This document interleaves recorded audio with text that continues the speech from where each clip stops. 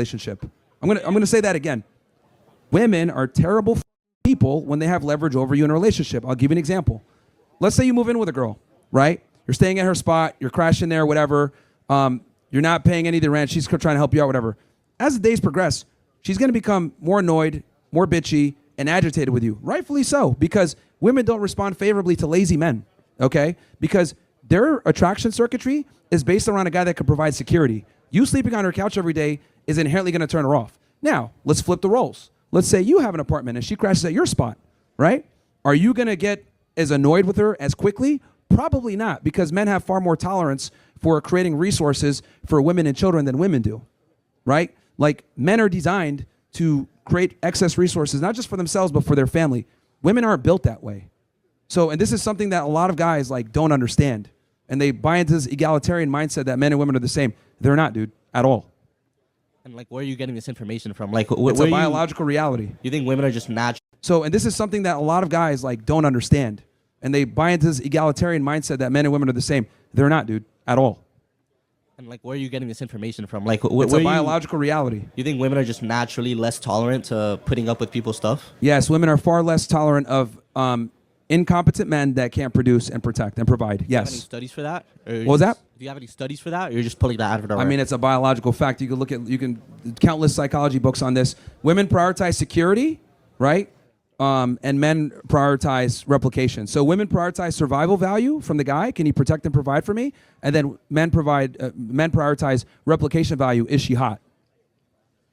Very simple. But it was nice. I mean, let's be honest here, dude. When you're out with a girl, like, if she tells you, like, if you meet a girl and she's like, you ask her, hey, what do you do for work? And she says, oh, I'm unemployed or I'm homeless. Like, are you really going to give a shit? No, if she's hot, you're going to still try to bang her. But if you flip the roles and you tell her you're homeless, she's going to lose an enormous amount of attraction for you.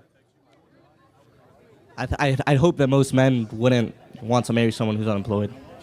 You're missing my point.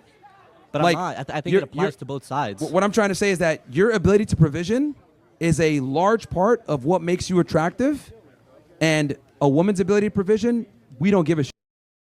No guy ever says, what's your degree? Oh, you got a master's? My dick's hard. No guy ever. No one cares. It was nice talking to you. Hey, it's the truth, man. Any feminists that disagree, don't like what I said or anything else like that. For those of you that just joined in, here are some of my stances. Myron Gaines, one half of the Fresh Fit podcast. Number one, women are dumb. Number two, commit too much damn crime. Stink. It wasn't 6 million in America, and shouldn't have guns. What's up, Myron?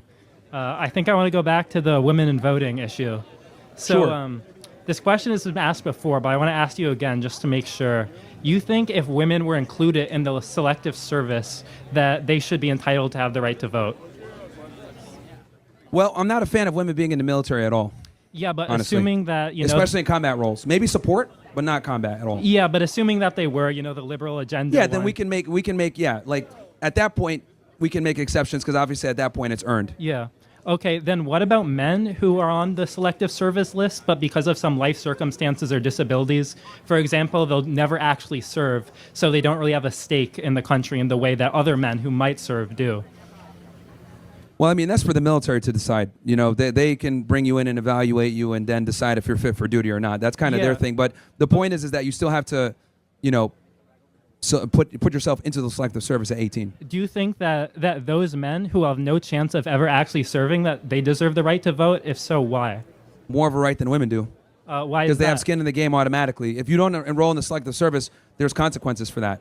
Significant consequences. Yeah, but these men will never actually serve a day of combat or a support role because of some life circumstances or something. So how is that having skin in the game? That's a case-by-case situation, but regardless, they still have to be in the selective service, which means by definition they have skin in the game.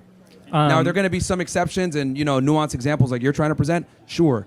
But in general, men must be in the selective service or there are serious financial and criminal consequences for that. Yeah, Women don't. I don't think that just being in the selective service, if you're never going to serve a day in your life, counts as having skin in the game. But let's move on. It absolutely does, because if you're not in it, you lose opportunities. Why does that count as having skin in the game? Okay. If you don't enter into the selective service as a guy and at 18, opportunities are closed on you versus women don't have to deal with that. So you have skin in the game by default, Yeah, sure, but you're not buying into America in any meaningful way. which you in can that be is the case. point. Yeah, but if you're like So one of you, these- you by you going into selective service, by definition, you have skin in the game. Okay, sure. We can just agree to disagree here. Let's move on. Okay. What about buying into the country in other ways? For example, women pay taxes, and I think it's reasonable to say that someone who pays taxes has enough skin in the game to deserve what happened, to deserve a right to determine what goes on in the country. It depends. What do you mean it depends? It depends. On every situation is going to be different.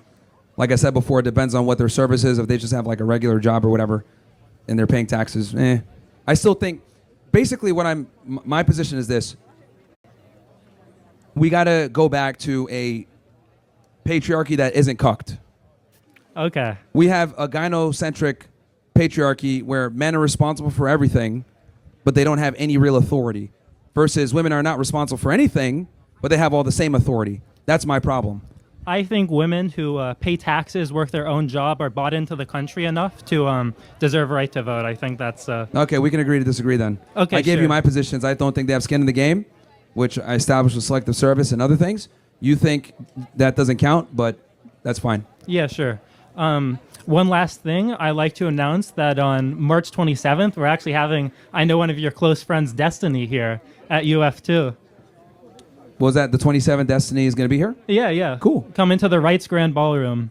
Nice. All right. Okay, thanks, Myron. Cool. I like Destiny. No, I want to ask like a question that's like not going to get answered.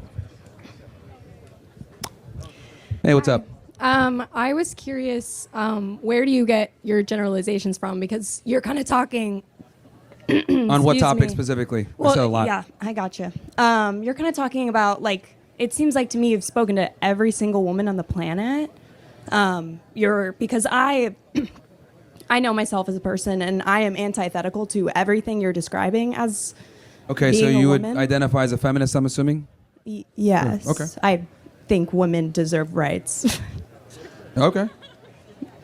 So my question that you haven't answered go ahead. was, how do you get your generalizations if you haven't spoken to every single woman on the planet? Because personally, I believe that stereotypes are incredibly harmful and not productive. Oh, yeah. What, your response? No, I'll go let you ahead. finish just what you have to laughed. say. Yeah, that's what You're I done? had to say. Okay. Yeah, so this is another,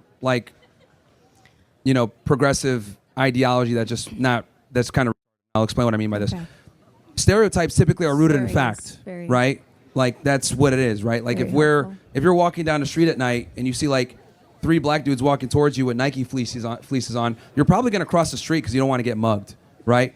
If you want to hire a lawyer after getting arrested, you're probably going to hire a Jewish lawyer, right? Asians are going to be good at math and do your algebra homework. So it's like... So you've there's- spoken to every minority on the planet? Okay, there's always going to be exceptions to the rule. Right. But the world operates on generalities. So that's just how it is. Actually, you know what? This is interesting. This is something that women have a tough time understanding, actually. I'm glad. This is a perfect example of what I mean. Mm-hmm. So women have a problem with generalities, especially if it doesn't apply to them. So let's say, for example, I say something like, yeah, a lot of these girls are dumb. A girl will say, well, I'm not. Okay, cool. But that still doesn't override the fact that a majority are. So... What? Y- What is your generalizations data? generalizations is how the world works. Right, but where's your data? I'm asking for where you get Okay, those what specific point do you have a generalizations. contention with that you want me to... I don't think all girls are. I never most said all girls are... Sorry, I don't think most girls are. A lot of them are. Okay, I would love your argument. Okay. So women, right, Mm-hmm. have way more sexual access than men do.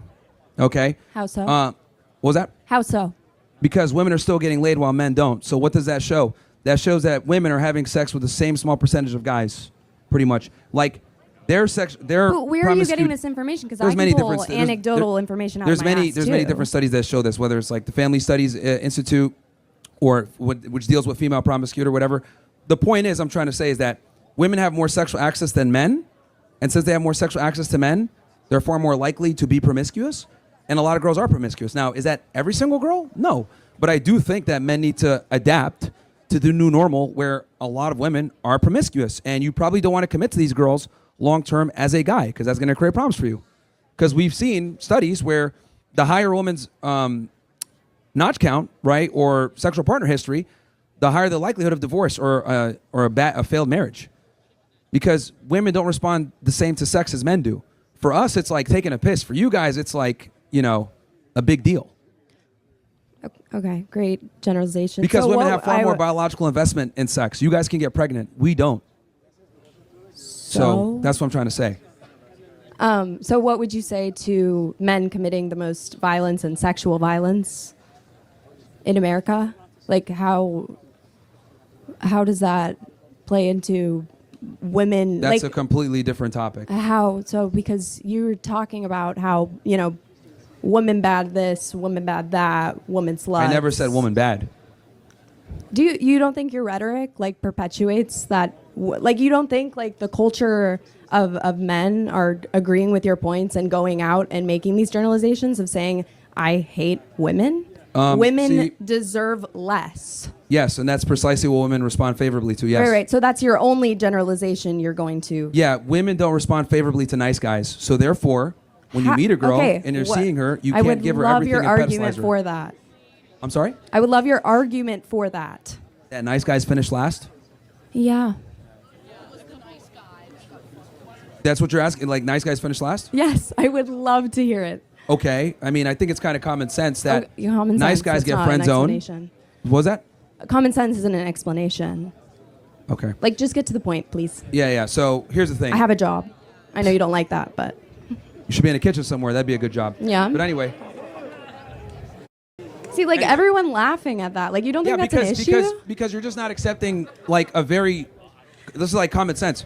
Common sense. Nice guys don't do that well with women because nice guys pedestalize females. This is repulsive because women don't want a guy that pedestalizes them. So- they want a guy that they're chasing the validation of. They want a guy who feels better than them. So if I meet a girl and I pedestalize her and give her everything off rip, that implies that I see her value as higher than mine. How? And that is completely unattractive How to is females. treating someone with kindness? You're mistaking that. I'm not for saying not to be. I'm simping. not saying not to be kind. I'm saying don't give her the world and be a simp. Big difference. What do you see as giving a girl of the world? Contacting her too much, taking her out on expensive dates right away, giving her money, any of this stuff. Like, see, and this is the thing. Since you're a female, you don't understand these dynamics because woman. you don't have to deal with women. But for guys, this is a very real dynamic where guys have to come into a relationship and preserve attraction by not being a nice guy. Because women don't That's respond not favorably to nice true. guys. I What you have say you dated want versus men. what you Like, respond I to. can use anecdotal evidence as well. And, when I've dated or spoken to men, I prefer the men who don't give the rhetoric that you give. Okay, so you dated nice guys before. I've dated kind men, yes. Okay, so where are they now then? Where are they now? Living their lives? Exactly. I Point have proven. one right now. Like, Point proven. Like, no, it's not a point proven because Point you proven. have value differences. Doesn't mean that I said, oh, Value wow, differences. they're an awful man because they took me out on expensive dates and I feel like that someone should value me less. Like, what? Why is that? Why should I believe that? that's fine. Look, you don't have to believe what I'm saying. I know. Because you're not a man. But once again, How does that privilege is go? invisible to those that have it. You don't understand what it takes to be attractive as a guy because everything is handed to you as a female. You don't have to worry Not about everything is handed to me as a approaching, female. learning to be attractive, making a bunch of money, having status, having a commanding voice, speaking in the active voice. Like, this is stuff that women don't have to worry about. Do you or think learn. I have men at my feet, like paying my rent and, giving me an education and giving me job opportunities? Well, the point is that you can. It doesn't mean that you're That's not true. You okay? Really? If it were true, every woman would be going through that. A lot of them do. Now, just because you don't seize the opportunity doesn't mean that other women don't do it, or better yet, that they don't have the opportunity. I'm not saying you are. I'm saying you can. That's the big distinction. You Okay. can. I have been rage baited by you for about an hour, and your arguments have zero substance. I will be gone. Okay, there you go. It's triggered women as usual. Okay, so you say 6 million didn't die. How many do you think died in the 6 or 7? total? Yeah, 6 or 7, man. Okay, so if 6 million didn't die, then why did all of the Nazis say, yeah, we did it, we're not sorry, during the Nuremberg trials? Yeah, well, those were basically a circus.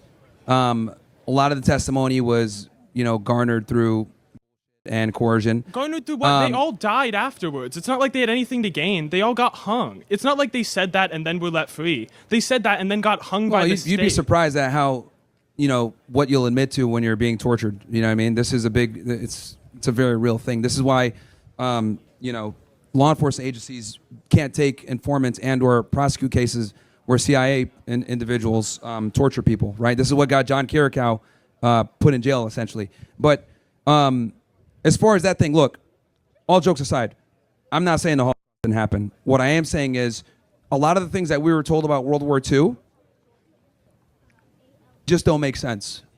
What? And I think that there's nothing wrong with questioning it, investigating, looking into it, but for some odd reason, even looking into it is illegal in like 20 different countries. But it was investigated and was looked into. That's why it's like one of the most documented events in human history. That's why it's such a strong... The reason there's such a strong consensus that it was around 6 million isn't because we're not investigating it. It's because we did investigate it, and that's what like all of the experts came to independently. And I don't think it should be illegal to question it, but it makes sense that questioning it at this point would be considered dumb because we've already reached a consensus.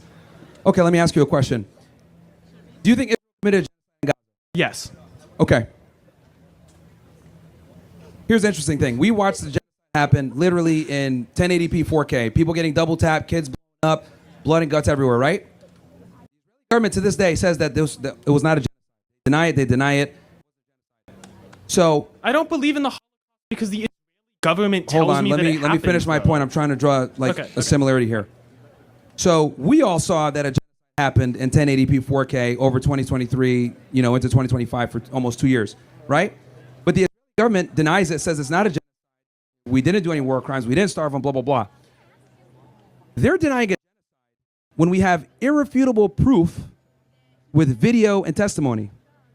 You don't think that same group of people will lie about an event from the 1940s from which they derive their entire victim narrative from, that they use to prop up their victimhood, that they use to make a bunch of money in Hollywood, that they use anytime someone criticizes them and they say, oh, hey, the blood libel. Like, if these people can lie to us and deny a genocide in 4K, what makes you think we should believe them when it comes to events in World War II, especially when there's a financial, political, and emotional stimuli for them to tell that? So you're saying this same group of people, which you mean Jewish people, I assume. Yes. But after World War II, it's not like we knew it was 6 million just because the Jewish people told us that. The Jewish people were dead. The reason we know it was 6 million is because of all of the other people that they were told talking us about that. 6 million way before the Holocaust. Way before that. That 6 number is extremely popular for them. And then look, I don't mean to be crude here, but there simply weren't enough ovens for the cookies. It just mathematically it just doesn't work. There were gas chambers too. You're acting like there were, first of all, not to be crude, but there were gas chambers. There were Jewish people that were shot in Auschwitz. They didn't even use ovens. There wasn't a crematorium in Auschwitz. They just shot them. Yeah, but that's what they claim. They got gassed and ovens and everything else like that, and the math just doesn't add up. And also, gassing gassing 6 million people is Yeah, my bad. That's number one. That's a counterproductive, costly, and stupid way to kill someone, or to do a mass extermination. That doesn't make sense. When you look at the camps, a lot of them didn't have remnants of the gas that they're talking about. A lot of it was Zyklon B, which was used to delouse. A lot of people died from typhus, not necessarily from being systematically killed. Like, there's just, I'll tell you this, because obviously this topic is very controversial, and obviously we're on YouTube. So I'll say this: look up the case of Ernest Zundel. Okay, he went ahead and was passing out pamphlets on the Holocaust and questioning the official narrative. They arrested him for it, and what ended up happening was he went to trial. And he brought in a bunch of different expert witnesses to defend his case, and that ended up showing a lot of the holes and inconsistencies with the official narrative. They brought some of these survivors in, and a lot of them came in and said, oh, yeah, I was selling a book. I was just using my imagination, So I question everything that comes from that side because they've lied so much. Here's another one. Do you remember when said that they were burning babies and beheading babies after October 7th? I believe that it happened. You believe that happened? No, I believe that they said that. Oh, you believe that? Do you believe it now? No, I believe that they said that. I'm not saying I believe that it happened. Yeah, but you want to know the crazy part? That's not true. Yeah, So a guy named Yossi Landau, look him up, from the ZAC organization and these other like organizations that they're the first responders when anytime something in Israel happens, because obviously there's like, religious rights to preserving the body and, burying it as quickly as possible. He made all of it up and he admitted it. Yeah, but that was hold on. Years after the. That's a different event. This is my point. I'm trying to establish to you that they have no problem lying to perpetuate their victimhood. He went ahead and said, "Oh, there was 40 beheaded babies. We saw babies in ovens. We saw a woman with a baby cut out of her stomach." Here's the key: those lies were used to push for an aggressive military front against. Because by the time the truth actually came out, it was too late, and they already had boots on the ground, and they were bombing the fuck out of Gaza. So those lies were directly used to conduct a genocide. So my thing is this: if they could lie about if they could lie to us about a genocide that occurred in front of all of us in 1080p or 4K, if they could lie to us about 40 beheaded babies in 1080p, you don't think they would lie about an event in World War II when there were no cameras? But again, they weren't the ones who came to the 6 million number. It wasn't a bunch of like. It was them. They've been reporting 6 million forever. No, it wasn't just a bunch of. And if you go to Auschwitz, they've been lowering the number. They're not the ones that came to 6 million. If you go to Auschwitz, they've been lowering the number every couple of years. It goes from 6 to 3 to 4 to 2. No, with Auschwitz, the only changing of the number was that when the Soviet Union initially arrived at Auschwitz, they said it was 4 million. But then the United States and the institutions or whatever actually said no, it wasn't 4 million. It was closer to like. I think 2 million is the number. So no, so that's the problem. They're changing the numbers. No, not they. It was the Soviet Union that said it was 4 million. The Soviet Union said it was 4 million. We changed it to 2 million because that was the correct number, and that was like 80 years ago. It's not like it's lowered every 3 years. That's just not a few years. That's just not true. It was lowered once after the United States arrived at the camp and saw that the Soviet Union was lying about the initial numbers. It's not constantly getting lowered. Here's the thing, bro. You're just making that up. We got to use a little bit of common sense. If they could lie to us in 1080p and 4K, they could lie about beheaded babies. What makes you think they wouldn't lie about an event that they derived their entire victimhood from? Because using that logic of if they can lie about this, then they can lie about Yes. that. You just That's lied how it about them works. lowering it If every you lose few your credibility, years. you So lose by your that credibility. logic, anything you're saying could be a lie because you just lied that they lowered every few years. They did. And that's not true. You just no, admitted that's it. not true. Yeah, they did. They lowered it once after the United States got to the camp. Look so it they up. lowered it. No, they lowered it once. You say every few years implies multiple times up until now. It was lowered once after the United States initially arrived at the camp. So you just lied. And by your logic, No, if you I can did not lie. once... They lowered the number. I told you they lowered the No, number. you said they lowered And then every again, few years. This event is literally where they derive all of their victimhood from. So they have an extremely strong incentive to embellish it, to make it look a certain way. Also, I find it interesting how it's literally, this is an illegal topic to talk about in like 20 countries. So why is that? If it's so true and it's ironclad, why is it suppressed? Why is talking about this topic banned on every single social media platform? Why? Okay, Why do people that talk about it get banned? You say it's not allowed on every single social media But they could platform. deny 1080p. No, okay, you're saying it's not allowed on any social media platform. You're popular because of social media. I don't understand this idea that social media is suppressing all of your ideas when that's how you became popular. Mainstream platforms, YouTube, TikTok, etc. You can only talk about stuff like this on free speech platforms like Rumble. You can't talk about this topic on YouTube or any of these other Instagram, none of that. Fresh and Fit is And there's a reason for that. Fresh and Fit is still on YouTube. Yes, but we've been demonetized for like 3 years. Well, yeah, it's So, obviously not so that is advertiser-friendly censorship. to talk about how That it is wasn't censorship, 6 and million. and we don't even talk about it on YouTube. So the point I'm trying to make is that there's certain topics that are taboo that you can't talk about. You could question that, all day, nobody cares, even though we have irrefutable proof it happened. But if we talk about this event from World War II and we say it's anything less than 6 million, it's a big problem. Again, keep in mind, I'm not saying it didn't happen. What I am saying, though, is that the 6 million number and all the facts and circumstances that they told us about this event simply don't line up. And I'm saying that we should be able to have a conversation about it without getting banned or put in jail in multiple different countries. No, That's my argument. I don't think you should be put in jail. I mean, That's my problem with it. Private corporations like YouTube can do whatever they want unless you want like a state-controlled economy. You can't really stop them from banning people if they want to. But I don't think that people should be put in jail for it. I just think But that's what I'm trying to explain to you. It's the most censored topic by far on the internet. I mean, no, there are things that are more censored than that. No, dude. No, if you, like, for example, if you went online and said, I'm going to the White House, that's more censored than saying, okay, outside of like didn't eminent happen. violence and being a of course, but I'm talking about like real discourse or a real topic, the top of the list that will get you banned every single time. It will get you banned. That's because it's just misinformation because we have such a consensus that it happened. Okay, we could go to the next person. I think I've presented quite a bit of evidence as to why questioning it is valid. No one's denying that it happened. It's just that 6 million is a kind of a ridiculous number. Hey,